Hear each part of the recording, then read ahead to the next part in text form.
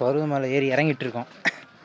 காலையில் 4 மணிக்கு ரூம்லேருந்து கிளம்புனோம். 4:30க்கு வெளியில் வரும்போதே பஸ்ஸு கிடச்சிருச்சு. பஸ்ஸு கிடச்சதுக்கப்புறம் என்ன பண்ணோம், ஒன்றும் பண்ணல பெருசாக. பஸ்லேருந்து ஏறி உட்காந்துட்டு கரெக்டாக பருவமலை இறங்கிட்டோம். இறங்கினோடனே அங்கேருந்து ஒரு 20 கிலோமீட்டர் இருக்கும், 2 கிலோமீட்டர் இருக்குது. ஆட்டோ வந்து சொல்லி பிடிச்சி போயிட்டோம். 50 ரூபா ஒரு ஆள் கேட்டாங்க. ஆட்டோவில் போயிட்டு கீழே போனோடனே ஒரு டிக்கெட் கவுண்டர் 10 ரூபா. டிக்கெட்டு வந்து டிக்கெட் 10 ரூபா. நாங்கள் டிக்கெட் எடுத்தோடனே பேக்கெல்லாம் செக் பண்ணாங்க. பேக்கெல்லாம் செக் பண்ணிட்டு அது பேர் என்ன, அந்த கவர்லாம் இருந்தால் கீழே எங்கேயும் போட வேணாம், எடுத்து வந்து இங்கே போட்டணும்னு சொல்லிட்டு விட்டாங்க. அதுக்கடுத்து உள்ள ஒரு 3 கிலோமீட்ரு மலைக்கு நடக்கணும். ரோட்டேக் பண்ணி போயிடும். ஓகேவா, எங்கே விட்டேன், நடந்து வந்துட்டோம். அதாவது ஒரு 3 கிலோமீட்ரு ஃபுல் இருட்டு அப்போ. ஏன்னா நாங்கள் வந்து 4:30க்குள்ளே நுழைஞ்சிட்டோம்ல. 4:30க்குள்ளே நுழைஞ்சிட்டோம். ஒரே இருட்டு. நாங்கள் அப்படியே நடந்து வந்துட்டோம். 3 கிலோமீட்டர் நடந்து வந்ததுக்கப்புறம் ஒரு கோவில் வந்துச்சு. கோவிலில் இதான் ஒரு கஞ்சி கொடுத்தாங்க. கஞ்சும் ஊறுகாலாம் கொடுத்தாங்க. சாப்பிட்டு அப்படியே ஏற ஆரம்பிச்சோம். அங்கே அப்படியே ஒரு 2-3 கோயில் இருந்துச்சு. 2-3 கோயிலை பார்த்துட்டு அப்படியே நடந்தோம். ஒரு 3 கிலோமீட்டருக்கு அப்புறம் படிக்கட்டுன்னு வந்துச்சு. அது கிட்டத்தட்ட ஒரு 1600 படி. 1600 படி பார்த்தோன்னா அது 1500 படின்னு சொல்லிட்டு நிற்கலை, ஏறிட்டோம். 1500 படி ஏறினதுக்கப்புறம் கால் நிற்கலை தரையில், நடுங்க ஆரம்பிச்சிருச்சு. சரி சொல்லிட்டு ஒரு பிரேக் உட்காந்துட்டு ஒரு நேரம் உட்காந்துருந்தோம். ஜூஸ் வாங்கியிருந்தோம். ஒரு மாசா வாங்கிட்டு உட்காந்து கொஞ்சம் குடிச்சிட்டு உட்காந்துருந்தோம். மாசா உட்காந்துட்டு இருக்கும்போது என்ன பண்ணிச்சுன்னா, பேக் இந்த வாட்டர் பாட்டில் வைப்பாங்களே அந்த மாதிரி வைக்கிற இடத்துல வச்சுருந்தோம். ஒரு குரங்கு வந்து டப்புக்குன்னு பிடிக்கிட்டு மலை மேலே ஓடி போயிட்டு அதை டப்படப்படப்பன்னு ஊற்றி கப்பன்னு குடிச்சிடுச்சு. கொஞ்சம் கூட நிறுத்தலையே, எங்கே நிறுத்தினா வாங்கி குடிச்சிட்டு வாங்களோன்னு. ஏதோ நல்ல புண்ணியத்தில் நான் கொஞ்சம் குடிச்சிட்டேன். குடிச்சிட்டு அதுக்கப்புறம் அந்த குரங்கு ஜூஸ் குடிச்சதுக்கப்புறம் படிக்கட்டு முடிச்சதுக்கப்புறம் இது வரும் ஃபுல்லாக கல்பாதை. எப்படின்னா கல்லாக இருக்கும், ஃபுல்லாக கல் தான் இருக்கும். இந்த மாதிரி படிக்கட்டுலாம் இருக்காது. இப்போ படிக்கட்டுலேருந்து இறங்கி போயிட்டுருக்கேன்.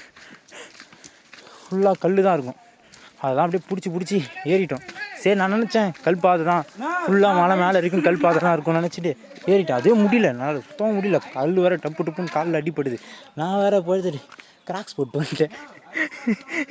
இந்த கிராக்ஸை போட்டு அது வேறு கிராக்ஸில் க்ரிப் இருக்காதுல்ல, பின்னாடி சுறு சறுக்குது. சரி கல்பாதை முடிச்சிடும்னு சொல்லிவிட்டு கிட்டத்தட்ட கல்பாதையே ஒரு 200 அடி. ஓகேவா, 200 2000 அடி. எனக்கு மொத்தம் 4500 அடி மலை அப்படின்னு சொல்கிறாங்க. ஆனால் பார்க்க அப்படி தெரில. 2500 அடி கல்பாதை தான் ஃபுல்லாக. ஏறினதுக்கப்புறம் இந்த பருவதமலை, இப்போ நான் இருக்கிற பருவதமலையில் அதுக்கடுத்து இந்த மலை வந்து செங்குத்தாக தான் இருக்கும். மேலே உச்சி வந்து இப்படி தான் நீட்டாக இருக்கும். அதுக்கு வந்து சரி அது எப்படி தான் அதுக்கு அப்படி கல்பாதைன்னு பார்த்தா அது கல்பாதை கதையாதான். கேட்டால் இது பேர் என்ன, ஏதோ பாதையாச்சே. இந்த கடைப்பல்லா அந்த ஒரு பாதை, கடைப்பை ஒரு கம்பியாக இருக்கும், வெறும் கம்பி தான் இருக்கும். அதை பார்த்து மிரண்டுட்டேன். பயங்கர கூட்டம் அந்த இடத்துல. எப்படி அந்த இடத்துல ஊரால் தான் ஏற முடியும். கடைப்பாறை பாதையில் கடைப்பாறை மட்டும்தான் இருக்கும். வேறு எதுவும் ஏறுறதுக்கு குட்டி குட்டியாக சின்ன கால் வைக்கிற மாதிரி இருக்கும். அவன் என்ன யோசிச்சு செதுக்கியிருக்கானா, இது எடுத்து இந்த கோவிலுக்கு வர்றவன் எவனும் வரக்கூடாது அப்படின்னு நினச்சிருக்கான். அது சொல்லி இன்றைக்கி எங்கள் அப்பா பர்த்டே நான் கேட்டிருந்தது, எங்கேயா வெளில கூப்பிட்டு போங்கப்பான்னு. எங்கள் அப்பா என்ன பண்ணியிருக்கலாம், பக்கத்தில் கோவில் கூப்பிட்டு போயிருக்கலாம். சரி, இல்லை ஏதாவது ஒரு குயின்ஸ்லாண்டோ இல்லைனா ஏதோ சாப்பிட வெளியில் ஹோட்டல் கூப்பிட்டு போயிருக்கலாம். வாடா பருவதமலைக்கு போகலான்னு கூப்பிட்டு வந்துட்டார். நானும் ஏதோ அப்படி உற்சாகத்தில் டபடபடபடமணி போயிட்டேன். ஓகேப்பான்னு சொல்லிட்டு எங்கே தெரியுதா, 300 இருக்கோம். இப்போ 300 படிக்கட்டு கீழே இறங்கணும். இன்னும் மேலே ஏறிட்டு அது ஒரு 1000 இருக்காது, ஒரு 1000 அடி இருக்காது, ஒரு 500 அடி இருக்கும். 500 அடி அந்த இப்படி தான் இருக்கும். இங்கே அப்படியே நேராக இருக்கும். அதில் அப்படியோ சப்புன்னு அப்படியே பிடிச்சி கம்பி பிடிச்சி பயங்கர கூட்டாங்க. குறுக்க பூந்தாங்க. சரி நம்ம குறுக்க போகிற வேணாம், ஒரு ஆள் விழுந்தால் கூட அந்த மலை எப்படின்னா படிக்கிற ஒரு இருக்கும், அதான் அந்த கடப்பாறை பாதை இருக்கும், அது இவ்வளோ மெல்லிஸாக இருக்கும், ஒரு ஆள் கூட ஒழுங்காக போக முடியாது. அதில் சைடு கீழேருந்துலாம் வரானுங்க. இந்த பக்கம் அப்படி பார்த்தீங்கன்னு வச்சுங்க, மழை குயிங்கன்னு போகும். ஒரு ஆள் அங்கேருந்து சாஞ்சி விழுந்தானா இங்கே இருக்க ஒரு 100 பேர் விழுவான். மழை லப லபன்னு கத்துனாங்க, சண்டை போட்டானுங்கெல்லாம். போட்டாலும் அவனுங்க அப்படி தான் ஏறினாங்க. நம்ம வந்து லைன்லேயே நின்றுட்டோம். இந்த மலைகளெல்லாம் அப்படி போய் சந்து முந்திரிக்குள்ளே போயிட்டு விழுந்துட்டு அதை கூப்பிட்றாங்க படிக்கட்டு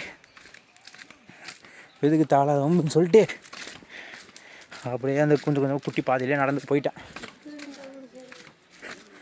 ஏறி போயிட்டதுக்கப்புறம் எங்கள் சாமி அந்த கோயிலுக்குள்ளே போது பயங்கர கூட்டம். அடுத்து மேலே அன்னதானம் போட்டாங்க. அன்னதானத்துக்கு நம்மளுக்கு முடிஞ்ச காசை கொடுத்துட்டு சாப்பிட்டோம். அங்கேயே சாப்பாடை சாப்பிட்டு அப்படியே இறங்க ஆரம்பித்தோம். இறங்கும்போது ஒரு சேட்டை பண்ணிச்சு ஒரு குரங்கு. என்னன்னா, இந்த இறங்குற வழியிலலாம் வழிப்பறி பண்ணுது. ஒரு 3 குரங்கு நின்றுச்சு. ஓகேவா, 3 குரங்கு வரவங்க போகிறவங்க எல்லோரும் பக்கத்து பிடிச்சிக்கிட்டு உள்ளே என்ன இருக்குது, பேக்கில் என்ன இருக்குதுன்னு சொல்லிட்டு ஜிப்பை திறக்க தெரில. மற்ற இந்த வாட்டர் பாட்டில் வைக்கிற இடம் அப்படிலாம் இருக்கிற இடத்துலலாம் அவன் வச்சுருக்கிறது எல்லாத்தையும் பிடிங்கிக்கிச்சு. ஓகேவா, நம்ம காட்டினா விட்டணும். இப்போ கையில் ஏதோ வச்சுருக்கீங்க, ஃபோன் வச்சுக்கோங்க, அதுக்கிட்ட ஃபோன் வச்சுருக்கோங்க, கண்ணா அது விட்டுருக்கு. அடுத்த ஒருத்தர் பின்னாடி வந்தார், ஒரு குசுத்துக்கு வந்தார். டப்பால் அதை அடிச்சுன்னு ஓடிச்சிங்க எல்லாம். இன்னொன்று ஒரு காமெடி என்னென்னா, கீழேருந்து 2500 அடி மேலே கல்பாதையில் அங்கே ஒரு பையன் அதாவது ஒரு 5ஆவது படிப்பான். ஒரு மரத்தை பிடிச்சிங்கன்னு அழுகுறான். உங்கள் அப்பா கிட்ட, நான் வரமாட்டேன், என்னை விட்டுருங்க, நான் வந்து எனக்கு ஆட்டோ புக் பண்ணுங்கள், ஆட்டோ வண்டி ஏதாவது கூப்பிட்டு வாங்க, அப்போ தான் இறங்குவேன். எங்கே 2500 அடி மேலே அழுதுன்னுக்குறான்.